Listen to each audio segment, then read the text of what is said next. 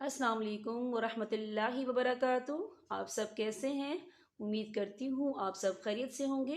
آج کا ہمارا ٹاپک جو ہے سورہ الانعام ہے، آیت نمبر 42 سے لے کر آیت نمبر 50 تک۔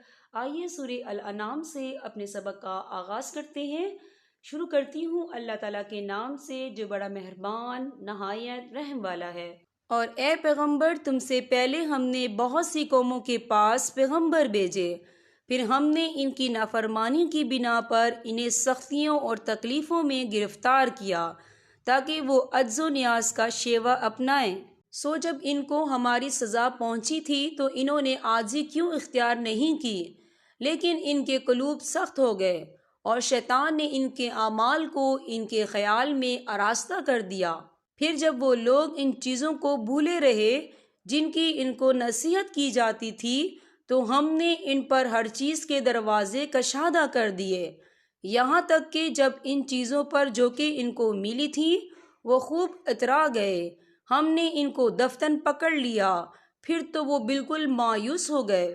پھر ظالم لوگوں کی جڑ کٹ گئی، اور اللہ تعالیٰ کا شکر ہے جو تمام عالم کا پروردگار ہے۔ اے پیغمبر، ان سے کہو ذرا مجھے بتاؤ کہ اگر اللہ تعالیٰ سننے کی طاقت اور تمہاری آنکھیں تم سے چھین لے اور تمہارے دلوں پر مہر لگا دے تو اللہ کے سوا کون سا معبود ہے جو یہ چیزیں تمہیں لا کر دے دے؟ دیکھو ہم کیسے کیسے مختلف طریقوں سے دلائل بیان کرتے ہیں، پھر بھی یہ لوگ منہ پھیر لیتے ہیں۔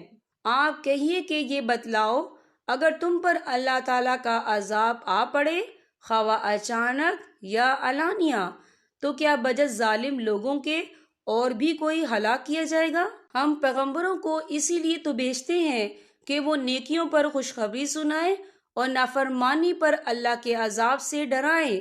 چنانچہ جو لوگ ایمان لے آئے اور اپنی اصلاح کر لی، ان کو نہ کوئی خوف ہوگا اور نہ وہ غمگین ہوں گے، اور جو لوگ ہماری آیتوں کو جھوٹا بتلائیں ان کو عذاب پہنچے گا بوجہ اس کے کہ وہ نافرمانی کرتے ہیں۔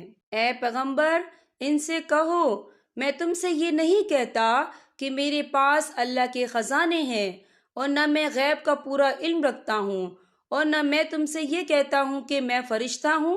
میں تو صرف اس وحی کی اتباع کرتا ہوں جو مجھ پر نازل کی جاتی ہے۔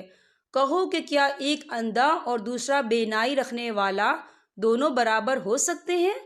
پھر کیا تم غور نہیں کرتے؟ یہاں پر ہمارے سبق کا اختتام ہوتا ہے۔ اللہ پاک ہم سب کو قرآن پاک پڑھنے، سمجھنے اور اس پر عمل کرنے کی توفیق عطا فرمائے۔ اب میں آپ سے اجازت چاہوں گی۔ السلام علیکم ورحمۃ اللہ وبرکاتہ۔